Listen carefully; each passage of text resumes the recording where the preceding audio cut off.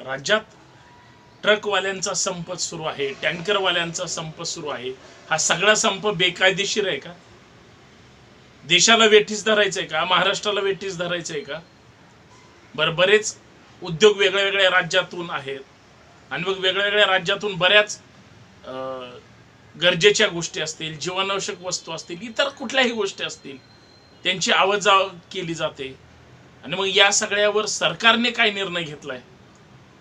केंद्र सरकार हे देशाच्या जनतेच्या विरोधातच सगळे निर्णय घेणार आहे की बाजूने निर्णय घेतलाय? बरं, हा निर्णय कसला आहे? काय एवढे टँकरवाले चौताळलेत, काय एवढे ट्रकवाले चौताळलेत, सगळ्यांनी जागेवर सगळे ट्रक बंद करून ठेवलेत, सगळं ठप्प झालंय। पण हे डेंजर आहे। केंद्र सरकारने मोटार वाहन कायद्यामध्ये बदल केलेला आहे आणि नवीन कायदा लागू केलेला आहे आणि मग 10 लाखाचा दंड असेल किंवा 7 वर्षाची शिक्षा असेल, हे ट्रक चालकांना मान्य नाही किंवा त्या टँकरवाल्यांना मान्य नाही आणि मग त्यांनी इथल्या सर्वसामान्य जनतेला वेठीस धरण्यासाठी मानगुटीवर बसण्याचं काम केलं। म्हणजे सरकारने जो निर्णय घेतला तो योग्य आहे की ट्रकवाले बंद करून बसले ते योग्य आहे? हिट अँड रन काय प्रकार आहे हा? अरे पण महाराष्ट्रासह देशाला वेठीस धरलं जातंय, त्याचं काय? मित्रांनो, याच विषयावर चर्चा करायची। सर्वांना सप्रेम जय जाऊ, सर्वांचं मनपूर्वक हार्दिक स्वागत। फक्त विनंती एवढीच आहे, विषय देशातल्या, राज्यातल्या, गावगाड्यातल्या प्रत्येक माणसाशी निगडीत आहे। कारण तुम्हाला जर तुमच्या पेट्रोल पंपावर पेट्रोल जरी नाही मिळालं, डिझेल नाही मिळालं, तर तुमचं सगळं बंद होणार आहे, सगळं ठप्प पण होणार आहे। तुम्ही मुलांना शाळेत पण घेऊन जाऊ शकणार नाही, साधी गोष्ट।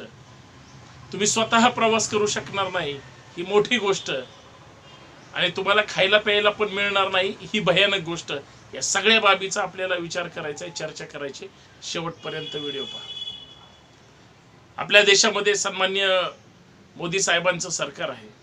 खरं तर भारत सरकार असलं पाहिजे, भाजपचं सरकार असलं पाहिजे, पण व्यक्तीचं सरकार झालंय आणि ते सरकार त्यांना जे वाटतं तेच निर्णय घेतं। खरं तर शिक्षेची त्या ठिकाणी आणि रकमेचा जो काही प्रकार वाढवला गेलाय, मोटार वाहन कायदा जो काही नव्याने केंद्र सरकारने मंजूर केलेला आहे आणि जो इथल्या ट्रक चालकांच्या किंवा टँकर चालकांच्या व्यक्ती स्वातंत्र्याच्या विरोधात आहे असं संबोधून त्यांना ते जुलमी वाटतं, म्हणून त्यांनी डायरेक्ट संप सुरुवात केला। केंद्र सरकारने लवचिक भूमिका घ्यावी, अन्यथा देशातली सगळी ट्रान्सपोर्ट जागेवर ठप्प केली जाईल। पण परिस्थिती फार भयानक होईल। काय सध्या झाली?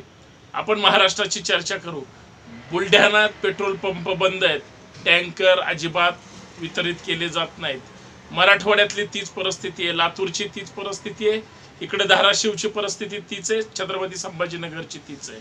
तुम्ही पश्चिम महाराष्ट्रात या, इकडे तर पोट अजून मोठे आहेत, लोकांना सतत तात्काळ क्षणात पाहिजे, ते पुरवायचं कसं? यंत्रणा तर सगळी ठप्प आहे, सगळी दळणवळण यंत्रणा जर ठप्प असेल तर करायचं काय? बरं, जी मोठी वाहन आहे, जी ट्रक आहेत, जी टँकर आहे, ज्याच्यातून वाहतूक केली जाते, त्यांच्यावर गंडांतर आणण्याचं काम केंद्र सरकार करत असेल तर तुम्ही आम्ही जनता म्हणून याकडे कशा नजरेने पाहिलं? म्हणजे कसं पाहणार आपण? कसं पाहिलं गेलं पाहिजे? तर जिवंत विचारांच्या सगळ्या ड्रायव्हर आणि मालकांचं असं म्हणणं आहे की सरकारचा हा निर्णय हा जुलमी आहे, म्हणून सगळ्यांनी संप सुरू केला। आणि तुम्ही पाहताच आहे, जर अशा पद्धतीचा संप सुरू असेल, अशा स्वरूपाचा बंद सुरू असेल तर हे किती भयानक आहे। बरं, हे कोण करतंय, कोण घडवून आणतंय? तर हे सरकार घडवून आणतंय।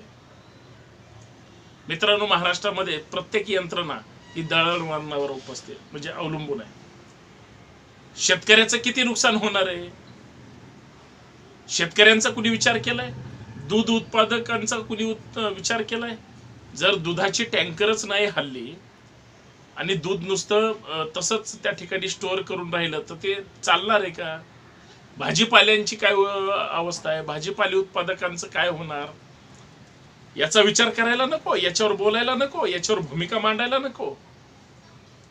आम्ही देशाचे नागरिक आहेत का कोण आहेत? आम्हाला काय नैतिकता आहे की नाही? आम्ही याच्यावर चर्चा करणार आहोत की नाही? का आम्ही फक्त मुख गिळून गप्प बसणार आहोत? आम्हाला काहीतरी कळलं पाहिजे. आमच्या हे सगळं जाऊ द्या,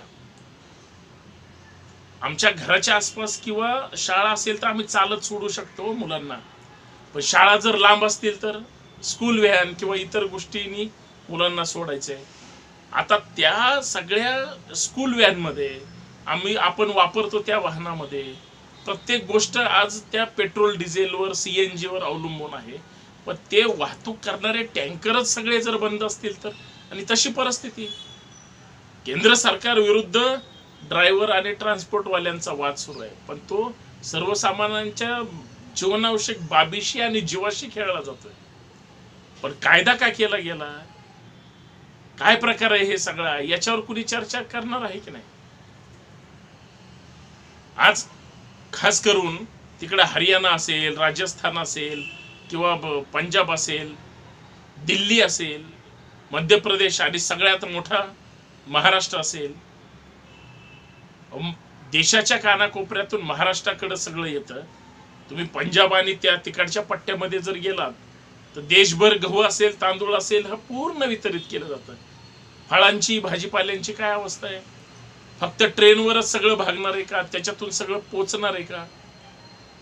या सगळ्याचा विचार इथली व्यवस्था करणार आहे की नाही? आणि वेटीज दर धरलं जात असेल तर मग केंद्र सरकार, देश चालवणारे कारभारी, प्रधानमंत्री आणि त्यांचं सगळी टीम ही जनतेच्या हिताचं काम करते का विरोधात? त्यांना सरकार चालवायचं आणि जनतेच्या जीवाचा पण विचार करायचा आहे. त्यांनी निर्णय घेतला, पण तो जर इथल्या त्या सगळ्या दळणवळण यंत्रणेच्या विरोधातला असेल तर ती सगळी लोक बाहेर पडणार ना. ती सगळी लोक म्हणणार की आम्ही संपावर आहोत.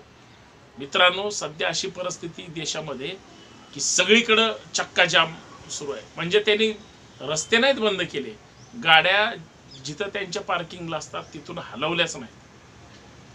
म्हणजे उदाहरण सांगतो, एखादी नागपूरची गाडी पेट्रोल आणायला जर त्यांच्या नियोजित ठिकाणी गेली असेल तर टँकर तिकडेच थांबलाय.